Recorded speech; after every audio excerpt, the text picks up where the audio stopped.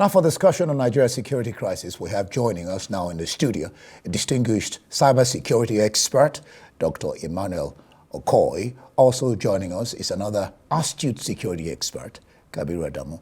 Gentlemen, you're welcome to the program. Thank you for having me. Thank you. Yes, and by the way, congratulations for winning the award as the Nigeria cybersecurity, am I correct, expert? That was just good. All right, let me start with you, and let us start this discussion this way, Emmanuel. Why the sudden uptick in these incidents? It's like an eruption. Okay, I would like to discuss this by reminding us some area of interest. There's what we call semantic warfare, and that is a way where two groups are attacking each other, fighting for different reasons. And then another group, between the two groups, a group well organized, structured, informed, that's the military. And another sort of group that are not well informed, no ideology, no political means, no interest, but they are fighting. And let's take more interest on the other group, the group that fight and hit and run. That's what the group does. And this group, the bandits, have made it in a way where they don't work by information. They only work by internal information. Now, in cybersecurity, there's what we call external and internal threats. And I will explain what I mean.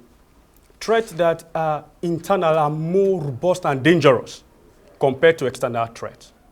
And while the military are also looking forward to combat this operation, this crime, there's leak of information. I'm going to mention 4 factors that affect why the military seems to do or look as if they are not practicing or combating this crime. On top of their act. Yes. 1, let's look at trust issues. Sometimes the citizens where this bandit attack may have given a pre-information to the military that we are hearing something is going to happen in the next 2 hours, 4 hours. And in the long run, before now, maybe the military will go there, survey and prepare for this act. All of a sudden, there will be nothing. And then maybe from where the military have left, the level of others who are waiting there are not compared to the numbers the bandit will attack. So the bandit now automatically change their routes, go to where the civilians are and attack. Another factor that affects this operation from the military angle is that the level of intelligence is compromised. I'm coming from the cyber world, so I understand that technology is the main thing. Every communication, every device, every related interconnected information or devices can be tracked, as well can be located from where the communication starts, from the receiver to the sender, and also from the middleman, to where the location is of the receiver can be tracked. And if in the course of these informations are not complete, then automatically there is a problem. There are things that are not connecting. There are dots that are not connecting. Now, the third aspect or the third factor that is affecting why it seems as if the military are not operating is what I call third-party relationship. The third-party relationship in developed countries and perhaps even the US and many other countries, they don't work only with the military alone. They work with internal, secured, and approved industrial teams. What we could call here vigilantes. Well, I will not say vigilante. Okay. A group of technology experts. Oh, that's because the world has gone technology, and it's a cyber warfare. It's no longer just because there are arms and people like civilians are suffering. We are looking at not just combating this crime with just the ordinary guns and munitions, but with technology. Can I hold you there and bring in Kabiru? Take this too. I mean, because this question has been asked all over the place. Why the sudden uptick? And then, we're gathering that the military, like I read now, has been placed on red alert. Is that not placing the cart before the horse, like they say, medicine after death? What ever happened to being proactive? Indy, thanks. Let's take a moment, a pause, and ask ourselves, what is Nigeria's national security enterprise? Is it the military alone, or does it comprise more than the military? Why is it that it's the military that we're placing this burden on? I think it's very important that we answer that question. The national security enterprise is made up of MDA's establishments, and I counted them, 42 of them in the 42. About 29 are primarily responsible for security. Then another 14 thereabout have associated responsibility. For instance, the ones in the justice system that are also important to security. No matter how good the law enforcement agencies act, if the justice system does not try and prosecute the suspects, then their work would not be effective. So there are about 42. Then we also have laws and policies that are very important in this national security enterprise. Example is the National Counterterrorism Strategy, the NSS, the NAC test, name them. All of those instruments are extremely important. And then of course we have the relationships that we've established, which my co-discussant has mentioned, internal relationships as well as external relationships. In our own case, because we do not produce the weapons that we need to fight the war, those relationships are extremely important. And we're seeing the example now. President Trump made a statement and the entire country has gone haywire. So that's number one. I think we've put too much pressure on the military. We've relegated the responsibility of the other organizations. Anyone listening to me and who is in Abuja, when you're driving past Louis Edet House, just take a look to your right and see the vision of the Nigeria Police Force as encapsulated by this current IG. It speaks about fighting criminality. But where are they in this equation? Why is it that it's the military that has been put on red alert when the primary agency for internal security is supposed to be the police? The police, but the president did not put them on red alert. And I know the common response we hear is that they don't have the weapons to deal with the agents. But I beg to disagree. Border management, whose responsibility it is, a significant portion of the weapons that come into this country come through the border. It is not the responsibility of the military. We've got the immigration, we've got the customs. So I think we need to take a step back and reevaluate how we are managing the national security enterprise. The National Security Council, since this government came to power, it's only sat down once. The president meets with them in piecemeals, but that's not what the spirit behind the Constitution envisaged. The Constitution designed that National Security Council as a forum where we would look holistically at the national security enterprise and then ask critical questions of each contributor. In certain instances, the Constitution allows for an expanded National Security Council, which, believe me, is what we need at the moment. Have an expanded National Security Council meeting, invite the governors, because all these guys that are doing these dirty things, they are at the level of the subnationals. They are not at that federal level. Yep. So the governors have a huge role to play. And in this instance, they've been getting a lot of money as a result of the reforms that President Tinubu went. What are they doing with that money? Those drivers of insecurity, unemployment, socioeconomic conditions, environmental factors, bring them into that room. Put forward a roadmap that would allow synergy between the federal and the state government. So that's why I said, let's take a step back. I do not believe what we've been doing over the last few years, and I'm not restricting it to this administration. Yeah. From previous administration or up until into this administration, I don't think what we've been doing will help us out of this situation that we're in. We need to take a step back and ask ourselves those critical questions. What are the contents of our Constitution? How far have we gone in implementing the provisions of those constitutions? Why is it that, I don't want to sound alarmist, but I sat back in my organization and I asked myself, how many threat factors do we even have in Nigeria? Has the Nigerian government, have they done that analysis? To get the data? Not even the data. Okay. I'm talking of threat factors. The groups that are active. I counted 80 threat threat elements. Do we know them? I've been able to document them, and that's the private organization. So I'm asking, has the government done the same thing? Do a map and pinpoint these organizations where they are, and then answer the critical questions. Who is behind them? What are their objectives? Today, if you go to Zamfara, where they're mining gold illegally, there are groups that are behind that. Do we know who is behind them? And more importantly, have we followed the money?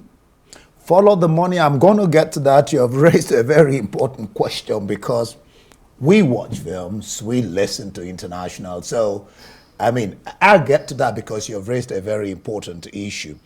Emmanuel, what do you make of shutting down schools in view of nothing being done about the Safe School Initiative? I was interviewing Sadiq yesterday, who was talking about this Safe School Initiative, and some are saying tweak the policy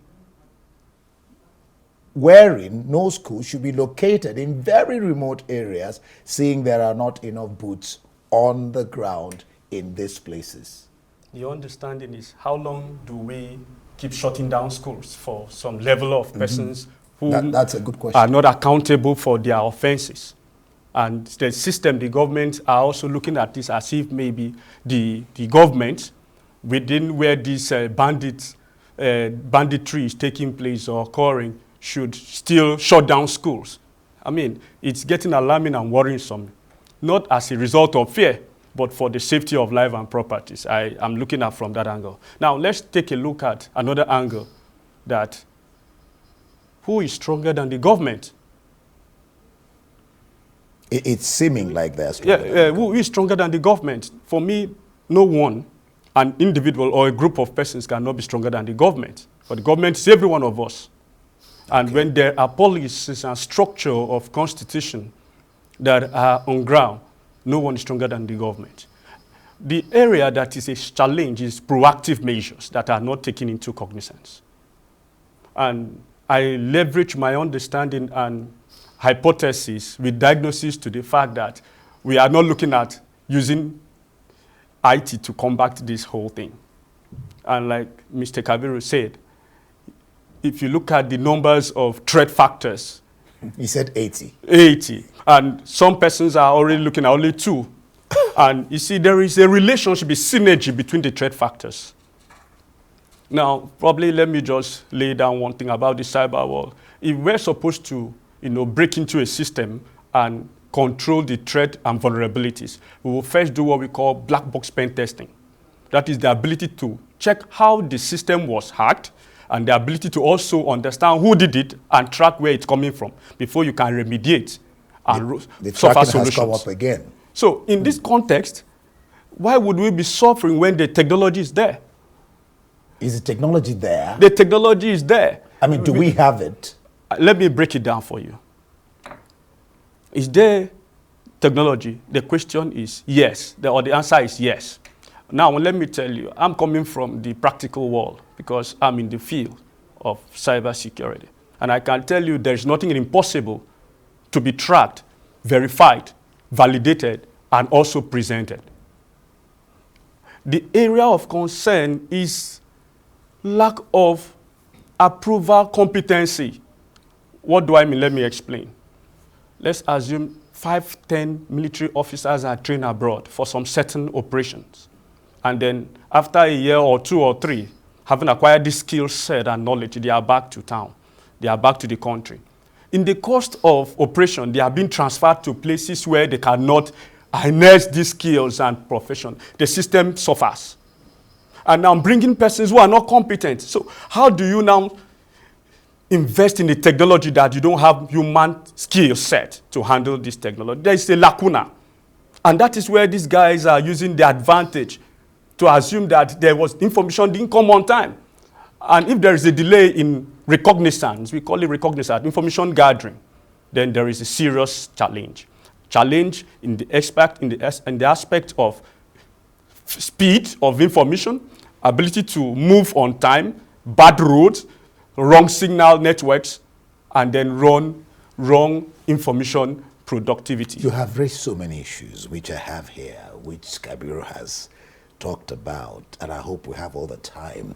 There's a question of response time. There's a question of placing round pegs in square holes. I was watching a viral video yesterday, and somebody was talking about who is in charge of the defense. What does he know about security?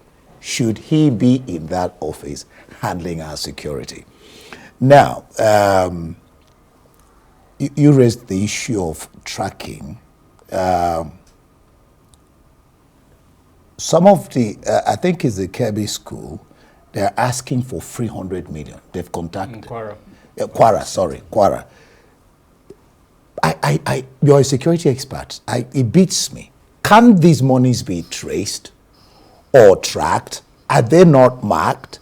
Help us understand, is this not the way it is supposed to be? I mean, that's what I have come to see and learn. Because these people, I don't think that they take transfers. I think they take money to them.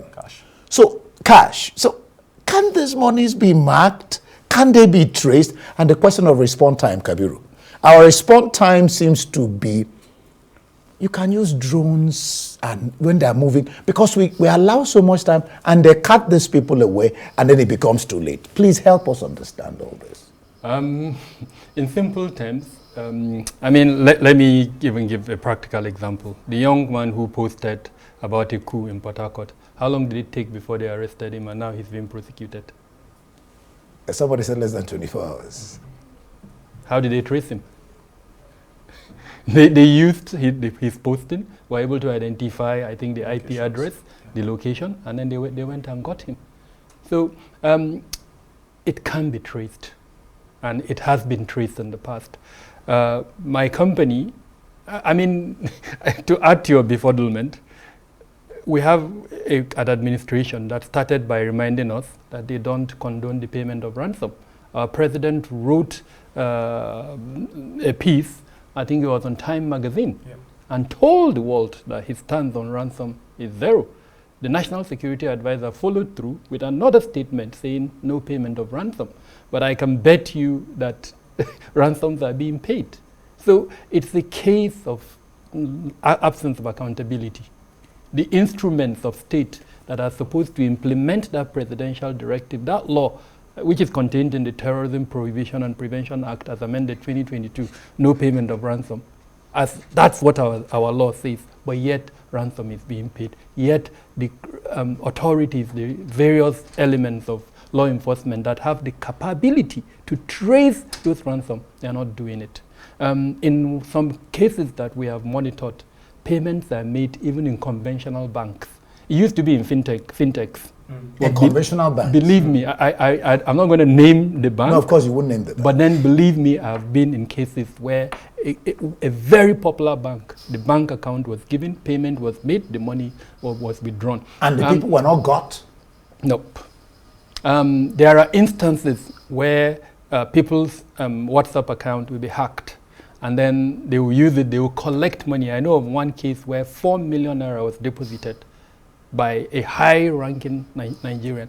He complained about it, we followed through. The particular law enforcement were able to identify where the culprits were in a particular state in South Nigeria, but he failed to go and arrest them. So it's a case of impunity, and then on the other hand of it, lack of accountability. Those two things have married together and have allowed, and for me this is the worrisome aspect, the supremacy of the use of force has been challenged successfully by these non-state actors.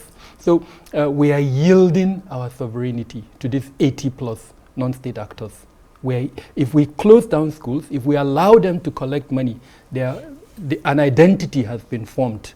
Someone like Bello Turji, what are you going to give him for him to give up his arms? He controls a territory. He marries at will. He does virtually everything a governor can do. And we can't get him. Of course, we know where he is. No. Kabiru, help. I don't understand. There is nothing not to understand there. We know where he is.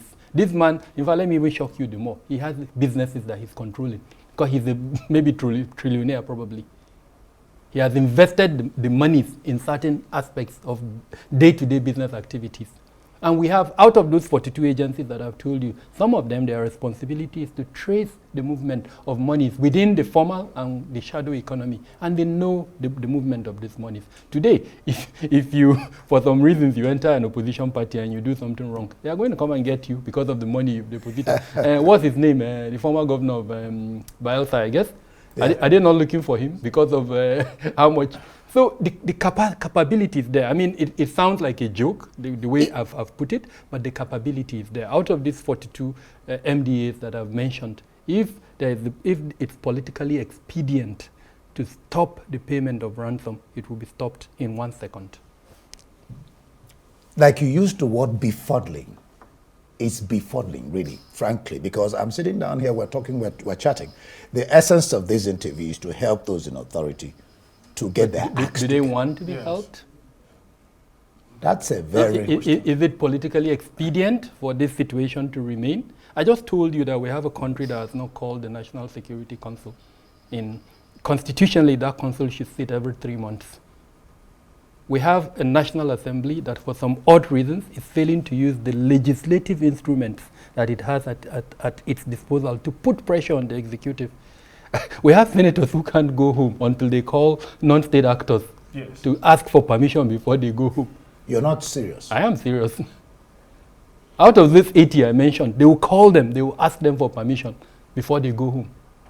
So, I mean, I'm saying this because I want us to wake up from this No, we have that's slumber. That's the sense of the program. That we're in. And that means we're not considering, because you can, listen, because you can call because of your level, and they can permit you to come. So how about the people who can't make calls? Well, they pay dues, they pay fines.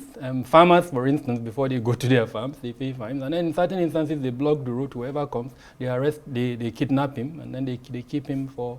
Look, I don't want us to make this complex. It's not complex. Oh. These guys are challenging the supremacy of these... That's what he was talking about. Now, there's an issue.